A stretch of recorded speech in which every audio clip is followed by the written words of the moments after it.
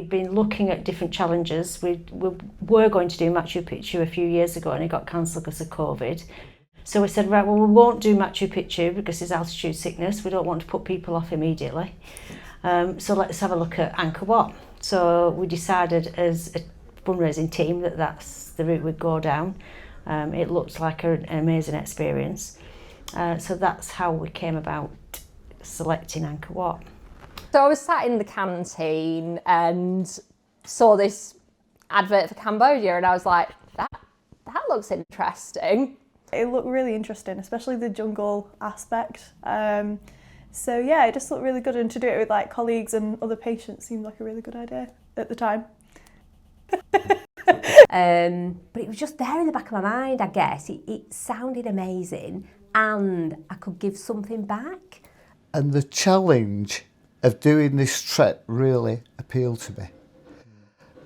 And at the end of the day, if I can raise, we were looking at a minimum of £1,000 towards the charity, fantastic.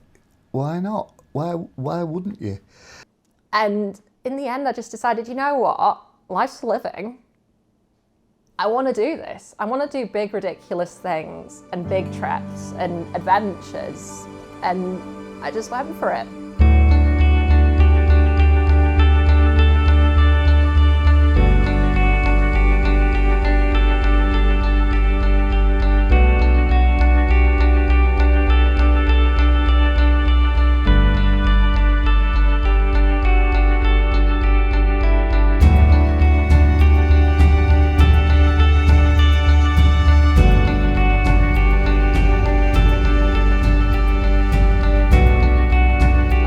On Rosemere, so I know how hard they work.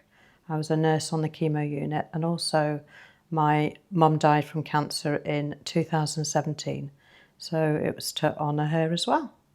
So I'm Harley. I'm an MTT coordinator in spinal surgery at Preston and Chorley hospitals, and I'm also a patient at Lancaster Teaching Hospitals as well. So I have Ehlers-Danlos syndrome and spastic paraplegia. I've got very complex health conditions that take a lot to manage, and Lancashire Teaching Hospitals has been kind of where most of my care is, and I had to have neurosurgery there a few years ago. We had a bit of a rubbish year, didn't we? My husband was diagnosed with aggressive prostate cancer, and I'm okay to speak for you, Anna, Tracy. Tracy had lost her father in the same sort of period, and we were both like, right, we need to do something to really cheer ourselves up, wasn't it?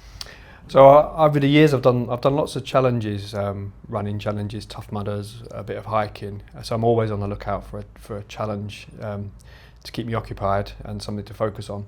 But with this one being so close to home, being linked to the trust and being linked to the Rosemere Cancer Centre, and with me having worked with the team for so long, then it was I couldn't really turn it down.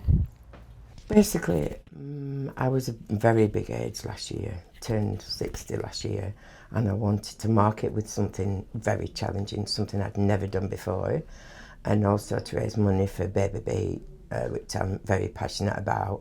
I've been here in Baby Beat for about 11 years now. I absolutely love what I do. I wouldn't want to do anything else.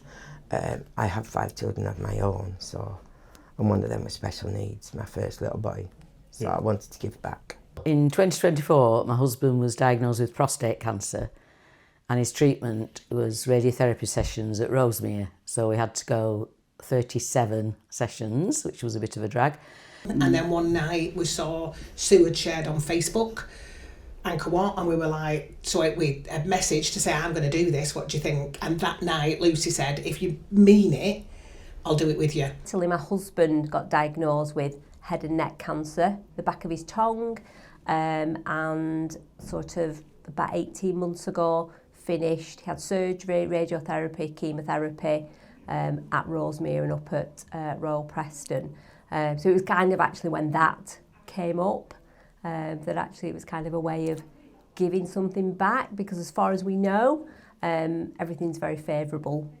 It's literally just after my 50th birthday, and I'd been looking for something that was a bit of a challenge for me to do, something a little bit out of my comfort zone, something that pushed me, out of travelling in Europe, which is what I've done for, the last few years. So adding all of those things together, I kind of thought, yeah, this is the thing for me. It's probably like challenge of a lifetime. I've never really been into doing too much walking, but it was an absolute challenge and a half for me. And so I paid the registration for both of us there and then to make sure that we'd do it. And it was the build up to it, the fundraising was brilliant, really enjoyed it. We were training, we gave up alcohol, all sorts. And in the past, I've done a few other things. I've jumped out of an aeroplane for Rosemere a few years ago.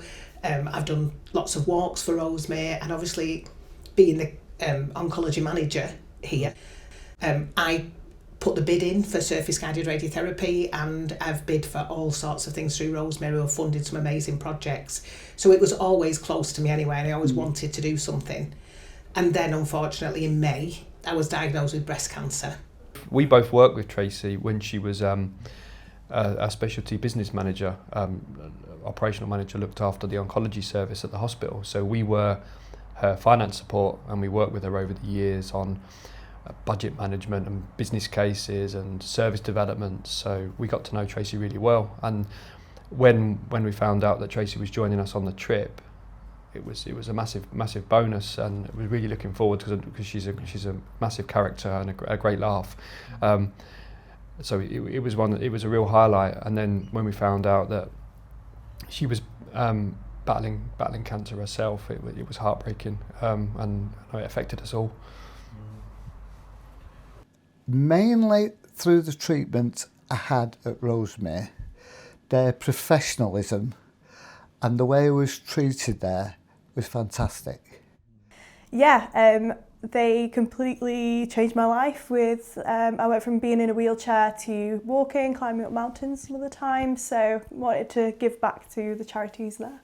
And for me it was a personal goal because physically I've got a lot of problems with my joints and things, so it was more of a just to try and get fit and just to keep moving, really. I was still determined. It's fine. They'll take it out. I'll have radiotherapy and I'll still go. Everything will be fine. And unfortunately, things didn't work out that way, and it was a bit more serious than what we thought. And so I was told that I couldn't go on it. So after Jeff rang the bell at the end of his treatment, I decided I'd put that picture onto the Just Giving. And that was it. I'd signed up straight away, really. However, I think sharing my story on Facebook and still getting behind the fundraising, we still managed to keep it going, and it almost took on a little bit of an extra push, because then it meant that half of the stuff that I had put bids in for and wrote business cases for and asked for charitable funding, I was actually going to get to use the chemotherapy chairs, the surface guided radiotherapy, all the things that we'd put bids in for that I was instrumental in writing those bids, I was now going to need and use, so it became even more personal. I've tested it all.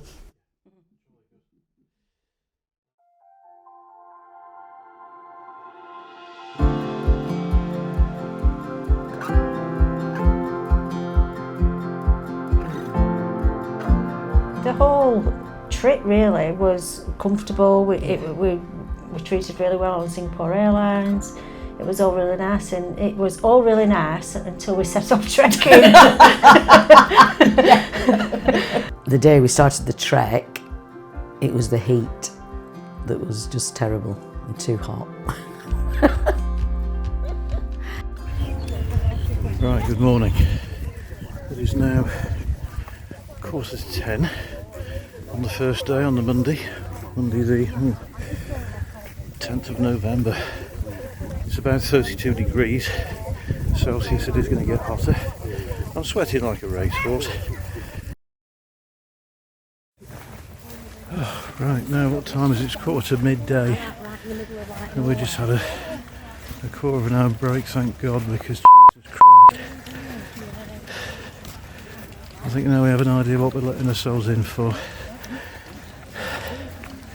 And I think if we hadn't stopped to actually pour water over ourselves and drink something, there'd be loads of us toppling over already. And then it were like, oh, flipping heck. Didn't expect it to be 35 degrees. They said it'd be about 20 degrees. So the heat initially was a massive smack in the face. Like, I did think, what on earth have I signed up for? What on earth have I got everybody into? Oh, the heat was incredible. Oh my God. Hot, humid, hot. Oh my gosh, how am I going to trek for 5 days in this? I think even hardened trekkers, walkers, runners even were a little taken aback. I was expecting it to be hot, but I wasn't probably expecting it to be quite as hot as that. And that seemed to be the thing that caught a lot of people off guard, actually. It was so much more than I expected. It was so hot. It was much more than just ordinary heat like you'd get over here in Spain or somewhere. I mean, in Florida heat, that hits you, but this was like phenomenal. Oh my gosh, it's so hot. How is it still hot? And it wasn't just the heat in itself, it's the fact that you had to prep yourself, so sun cream and then your mosquito spray, and then you fill up your water bladders, and then you're making sure you're all set, and then you start moving and you're sweating buckets. Yeah, I think we did train hard, but I don't think they expected it to be 34 degrees. So, most of the walking was not in the shade. So it was really, really hot and really made it difficult for us to walk in that heat. It was hard. And it was hard for me. There's a couple of days where I really struggled. I'd done a trek previously, maybe not a trek, the Camino de Santiago. That was my kind of main point of reference, but this was something else. How is it so hot? How is it hot in the shade? And why is nature trying to kill me? I found it a bit brutal, I'll be honest, but it was for charity, so you just have to get on and do it, don't you?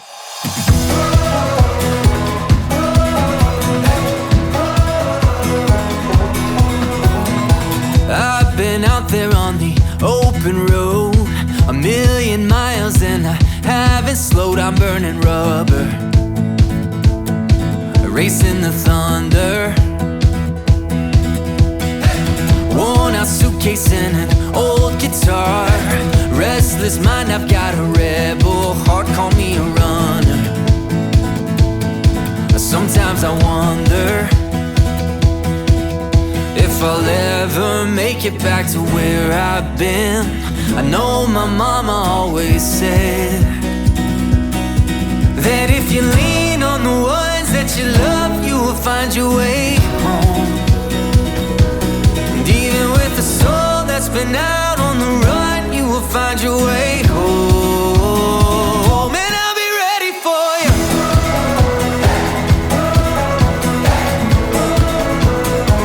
And I'll be ready for you.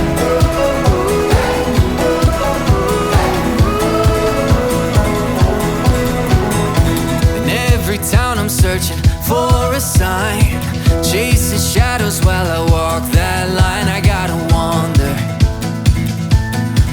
in deeper waters, 'cause no, my soul won't rest till it's on its way to somewhere I know I can't explain, but I take that risk, it's the price I'll pay. 'Cause at the end of the day, oh, if you lean on the ones that you love, you will find your way home.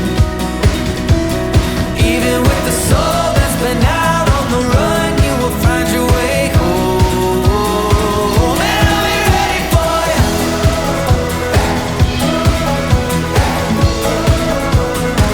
Yeah, I'll be ready for you.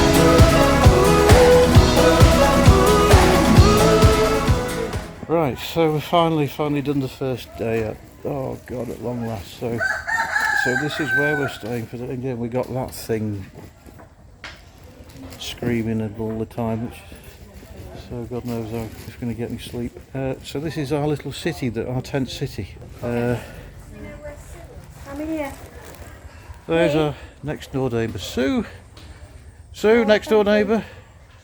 Say hello. There you go. She's probably. Yeah, thank you. been put next to me to keep an eye on me, I think, so I don't cause any trouble. Yeah, all of us are just flaked out because that was a tough day. But thank God we've got the first day out of the way. As you know, day 1 and day 2 were just so incredibly challenging. Like the first day, well, the first 2 days I only managed half a day, didn't I?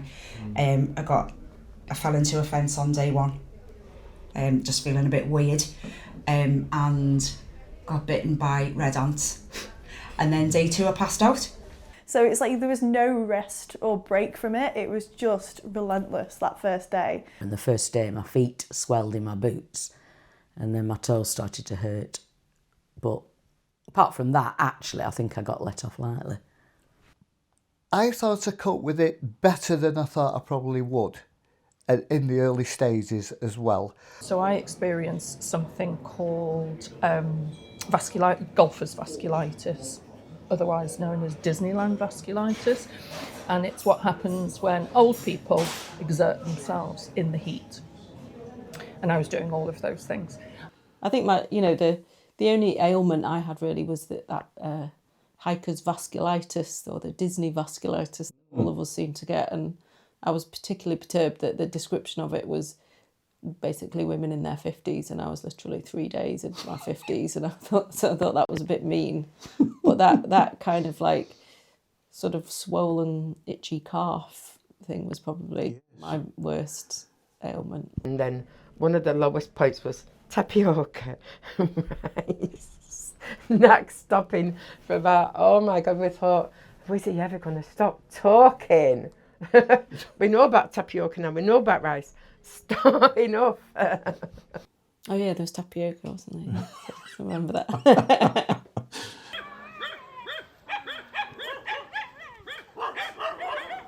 Shut up!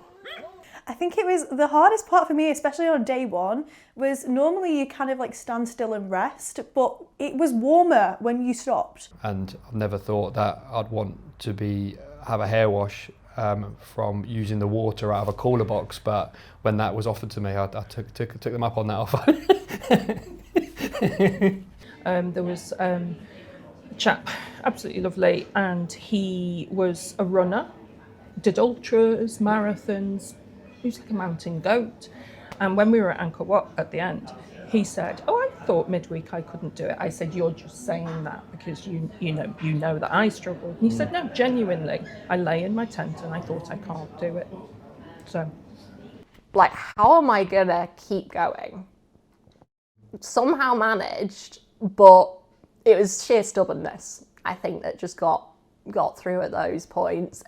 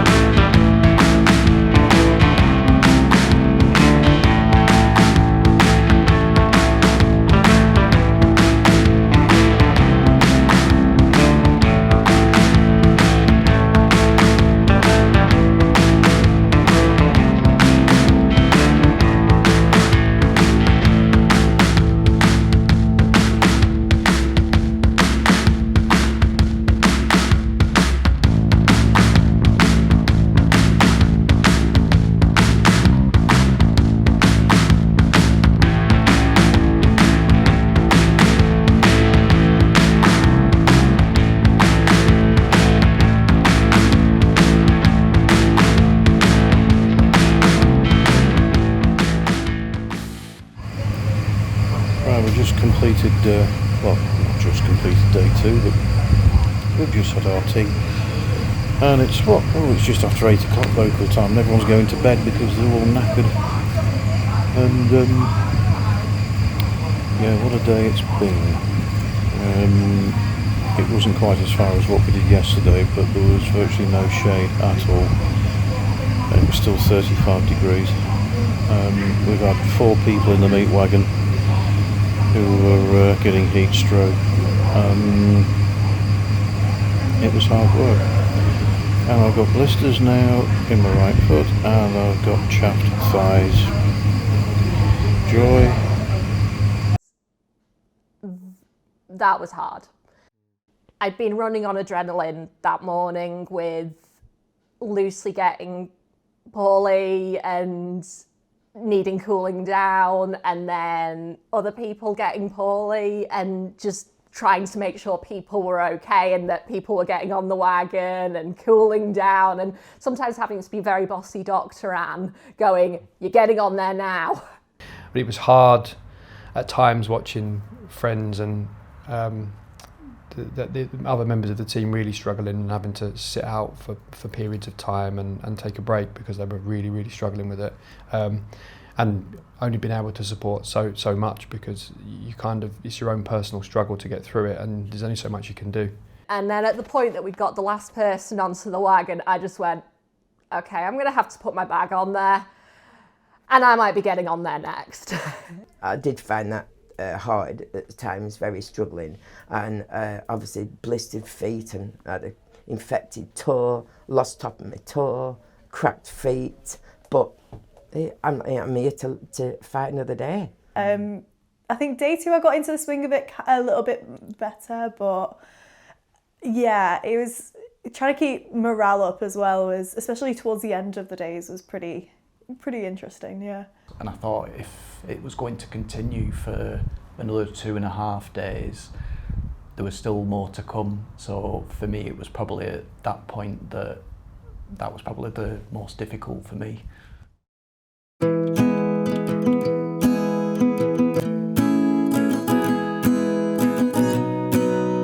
I thought it was all nice when you got there and the tents were put up for you, and your mattress was in your little tent, and they made your food for you. The food was lovely, by the way, all the way through the week.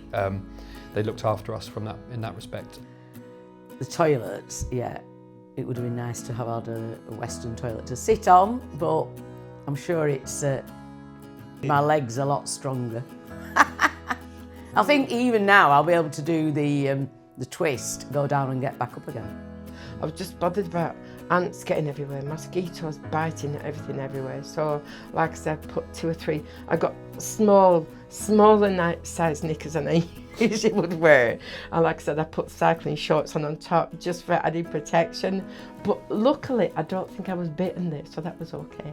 The tents were brilliant. They were really comfortable, and obviously there was no guide ropes to trip over.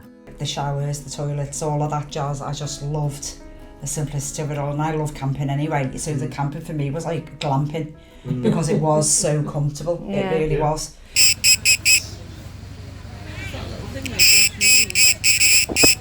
Times that by 1,000,000 in the night suit. Well, yeah, the toilets were, a bit of a challenge, as were the showers. But actually, by the end of the day of walking and being hot and sweaty and covered in mud, I was very, very happy to chuck a thing of cold water over my head. It was an experience.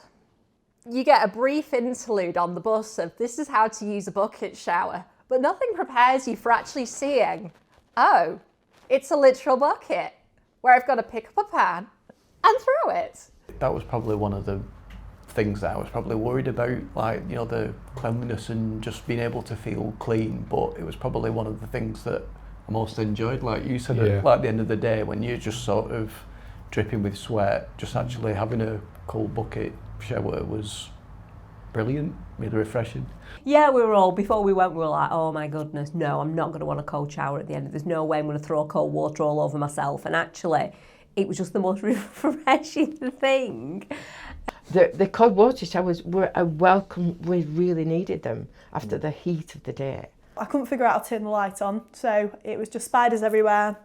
I was just hoping there's no frogs or anything weird in the water. And like as you just said then, you know, day 2, we were having communal showers with people we'd only met the day before. Yeah. Everyone stripped naked. Oh, we'll just have a shower. We didn't care anymore and we just wanted to get clean, and communal showering became a thing.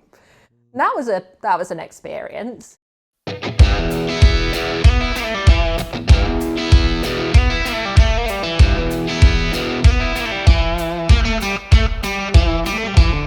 Highlights for me, obviously, I think the 3rd day was when we did the mountain climb. I really, really loved that. Plus it was in the shade, so it made it a bit easier. Right, today we're doing Colour Mountain. It's now just after 8:30 AM. Thank God we're all in the bush. Shady as hell. Let's just check the crew. I don't know if you can hear our resident DJ.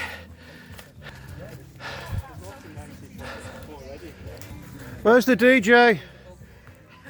Give us a wave. Yeah, thank God we haven't got Jeremy Vine.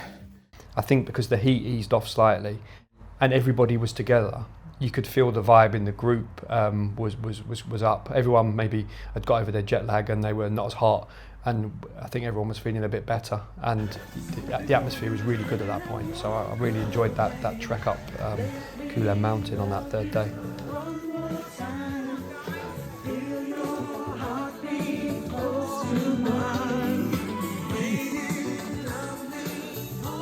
When I had my speaker on and I was at the back with Alan and Susan, and Alan was struggling a little bit on day 3, I think it was, and we just ended up having a laugh. Yeah. With some country music dancing on, and doing line dancing in, you know, that blistering heat.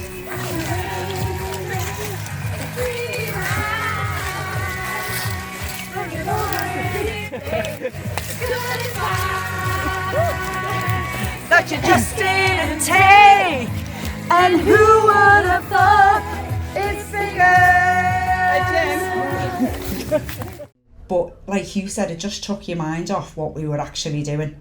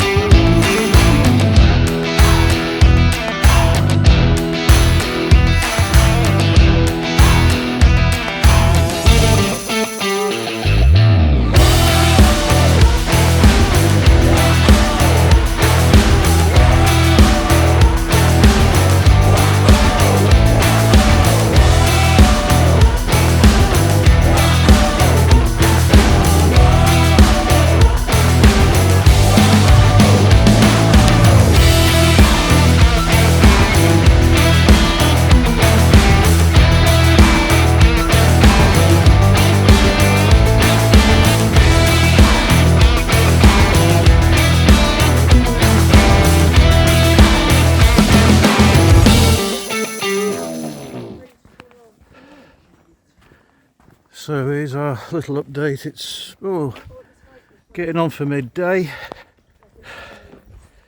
and my buff is lopsided. Never mind. Who cares? Yeah, we've been on the road now for 5 hours. There's some of the other crew. Wave. There you go. Yeah, riding my blisters. And my chaff legs. That's a good sign of still being fat. Dr. Court doing wonders though. So we keep plodding. Rock and roll. Although I'm fit, I can't lift my leg high and, manage to step up from. So I had Steve helping me at one end, holding my hand and dragged me up.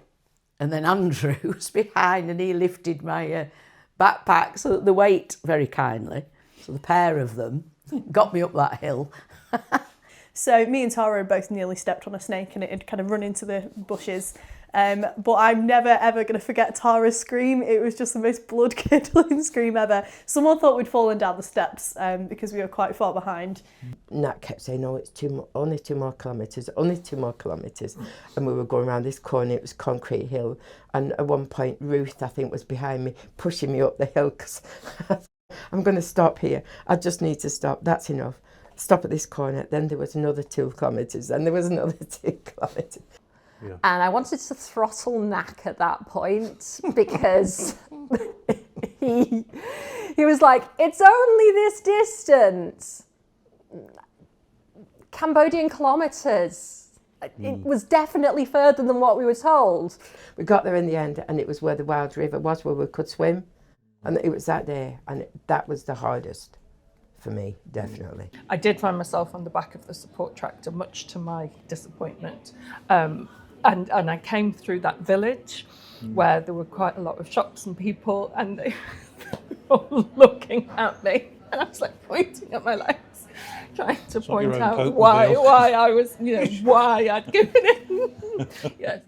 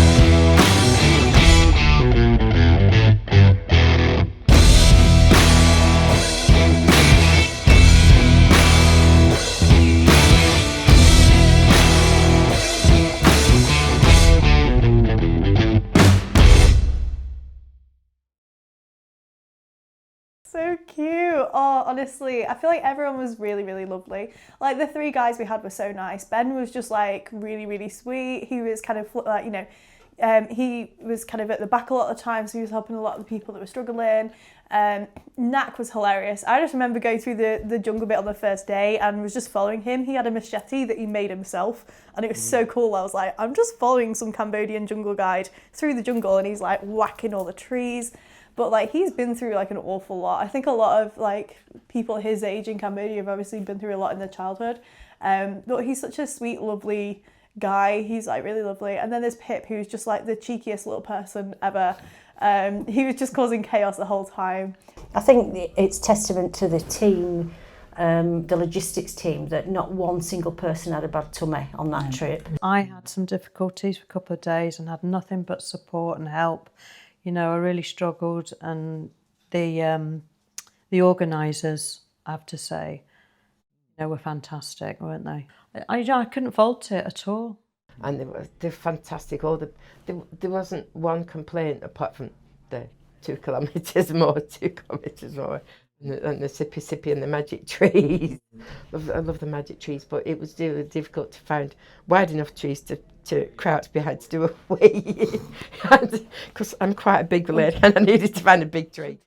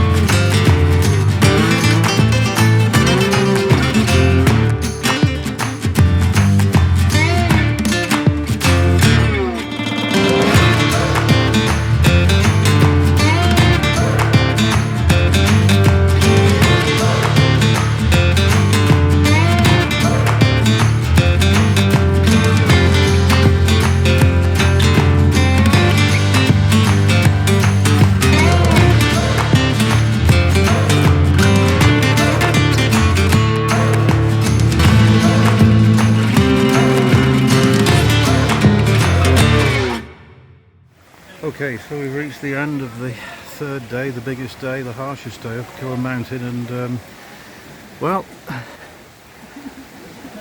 I'm going to show you, this is our little reward. Let's wait for it, folks.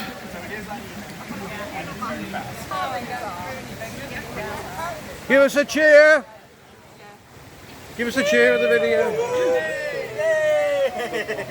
Yep, these are all the people who've worked so hard today. And they've earned this, and it's freezing cold. Isn't that great? So I'm not going to film myself going in. I'm just about to go in. We're actually going to have a wash as well while we're in there and drink a beer. A hard day's work, but isn't that great? Everyone, no matter how much they were struggling, everyone got up that mountain, which was fantastic. And then we were all celebrated by, staying at the most beautiful campsite we'd stayed at, all swimming in the river, and just like, it was me, you, and Pip, and we were all just talking about life. Well, I was really looking forward to having a swim in the river, actually. I thought, great, it'd be really nice, and said you could wash in the river. I thought that'd be a change. But the current was fairly flowing, and I was just frightened of getting carried away. And then really very quickly got out and had a bucket shower instead. Very strong, the current though. So, yes. Very strong. Oh, a bit of fun. Yeah, a bit of fun. Well, I washed my underwear, so that was good. My swimming costume after that, Yeah, it was it was rank. Yeah. And Lucy actually carried a frog around with her for 2 days in a water shoes. But on the last day when she went to give her water shoes back, this frog jumped out. Yeah. We'd been there for 2 days. That was a massive highlight.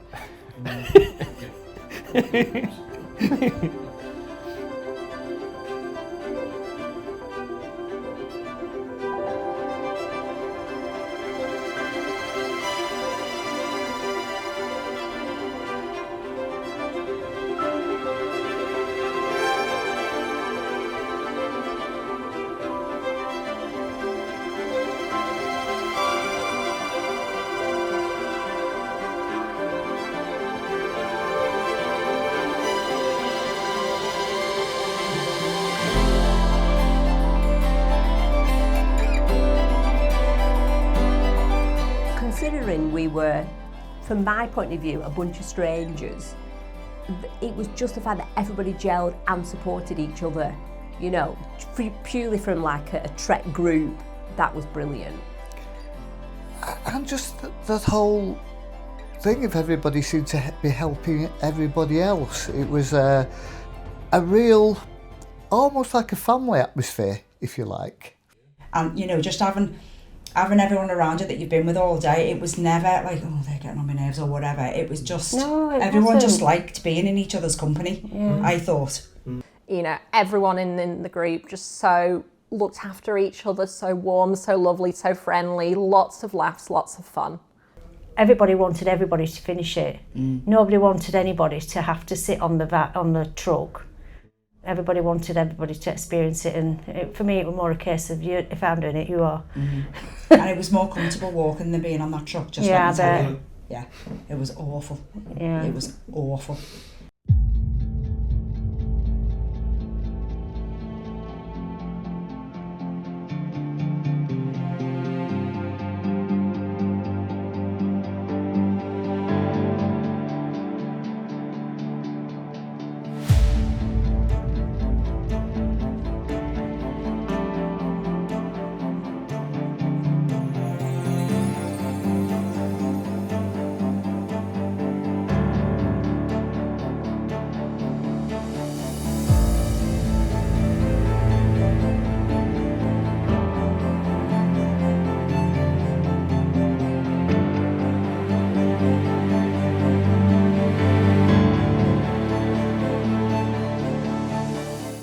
I actually really enjoyed the Thursday. That was the day we went to the waterfall as well, which was just so magnificent, wasn't it? That was absolutely lovely.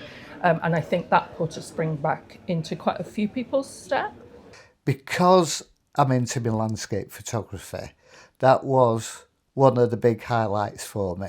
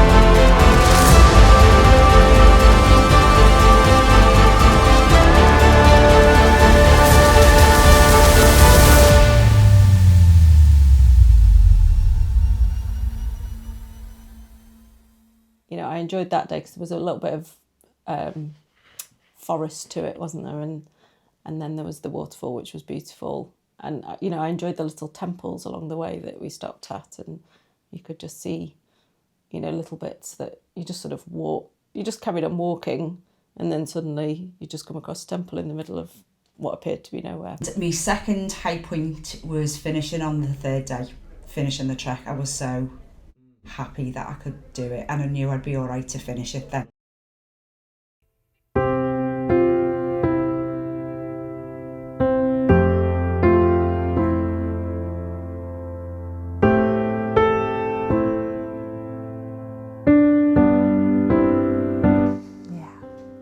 That was, yeah, like remembering that day. Oh God, you're making me want to cry now.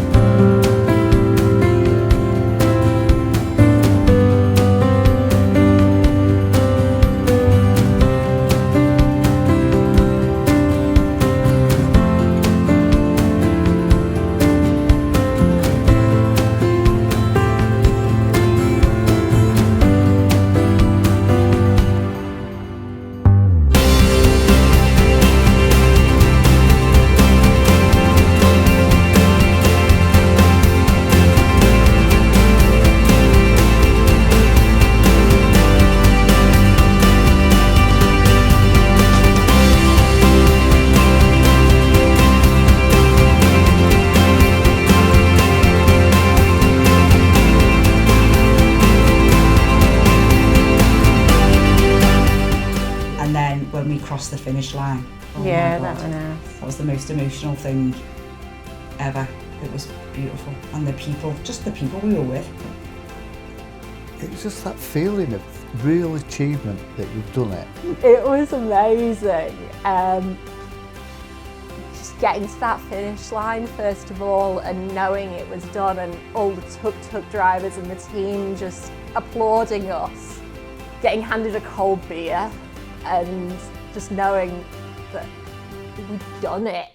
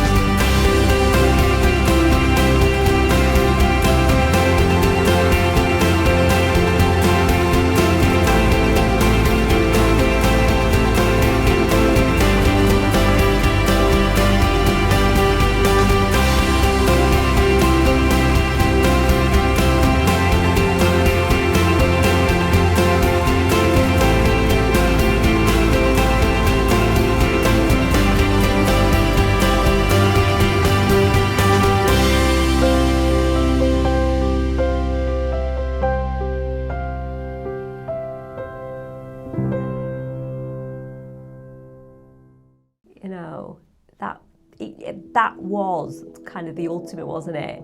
That we were there all together. You know, we made it, and yeah, that was fun.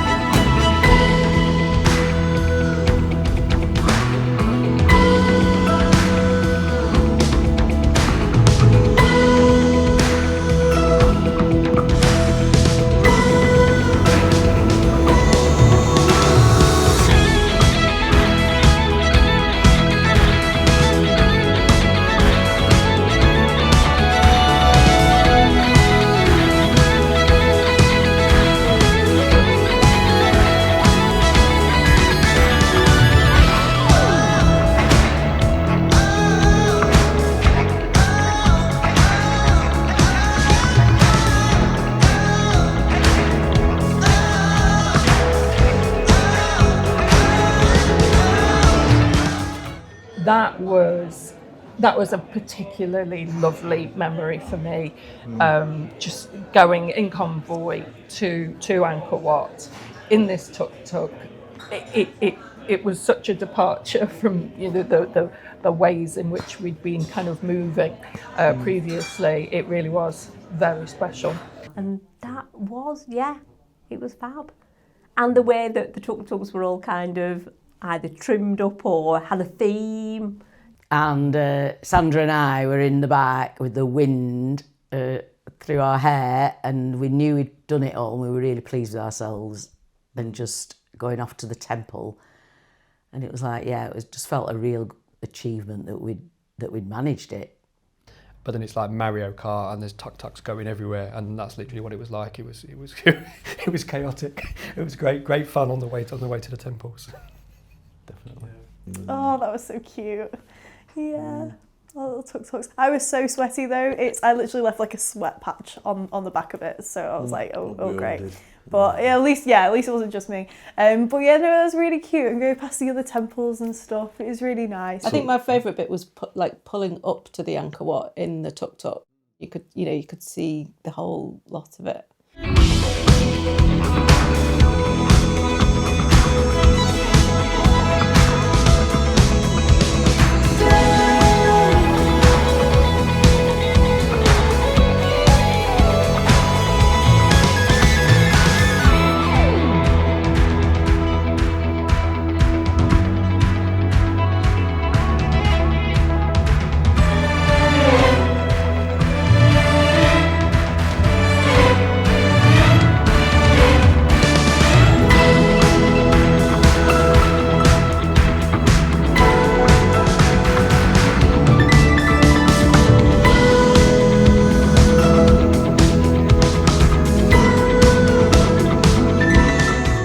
Angkor Wat itself is gorgeous. What a place to go and see.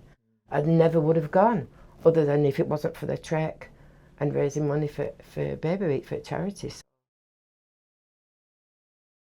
We chose not to go on. There was a couple more temples that we could have seen. I went back to the hotel and had a little weep and had a little sleep and just licked my wounds. So yeah, that was a beautiful afternoon. It really was.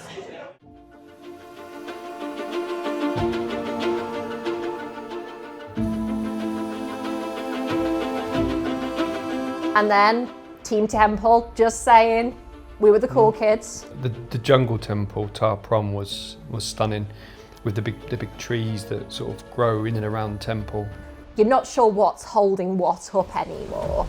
That if the rocks fell down, the tree would fall down, and if the tree fell down, the rocks would fall down, and they're just one and the same and as old as each other.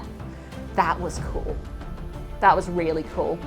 And when you realise that the trees in the temple have been there for the best part of 1,000 years, and people used to live in its grounds, and the whole community was based around that, and then their way of life was all set around the temples. It's amazing.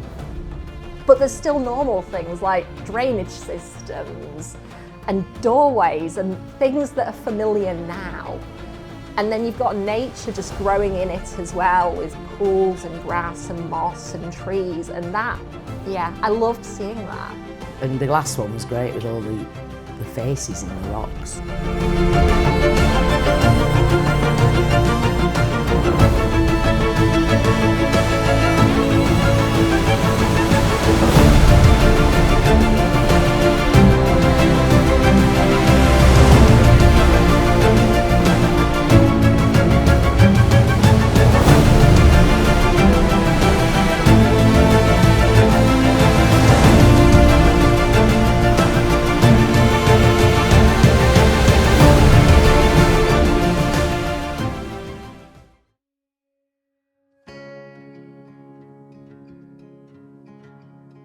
I think the most emotional part for me was the airport when I said goodbye to everyone, because I bawled for like 45 minutes just crying in the airport.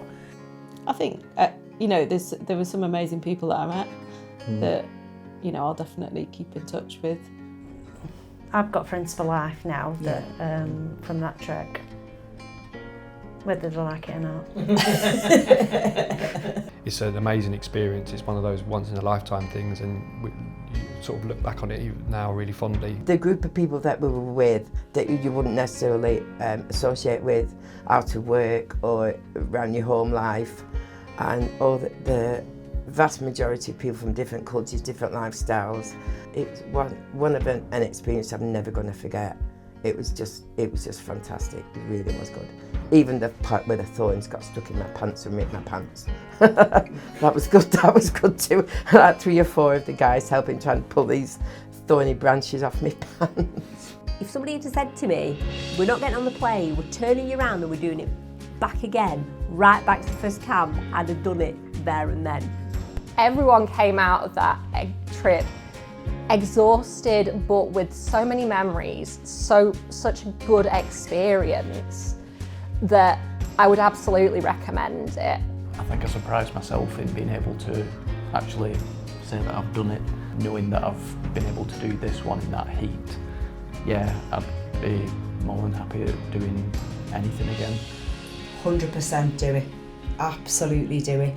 Do it for whatever reasons are personal to you, but also, you said the words there before, that camaraderie, the brother sisterhood.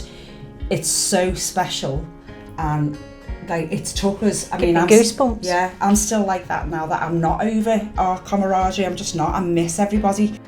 I think it's life-changing, to be honest. You know, it pushes you to do things, pushes you to do something new, go to places you've never been to before, raise money for charity. And it's just something you won't forget for the rest of your life. You know, it's opened my eyes to doing more things. Absolutely recommend it to anybody, because we had quite a diverse group, didn't we? From people that were incredibly fit to people that literally just walk the dog almost. Definitely do some decent training first. I'm very, very glad that I went to Slovenia to do some hiking in like 30-degree heat just before, because that prepared me a little bit. Don't go into it thinking, oh, I'm fairly fit, I can walk up Pendle Hill. You need to train for it. It's tougher than you think, and there are challenges along the way, but it's so rewarding and so worth it. I'd say definitely do it. But it's just one of those things that you'll never forget. No. Never. It's one of them things, isn't it? I couldn't have been there because of what happened, and who could have envisaged that's what would have happened. You were definitely there in spirit. 100%. Yeah. 100%. And as Sue said, and you can testify to this as well, Chris, someone was carrying you every day. You were on the trek every day. Yeah. Yeah. No, I'm sure he enjoyed it. He did enjoy it, my friend. I wish somebody had carried me every day. Yeah.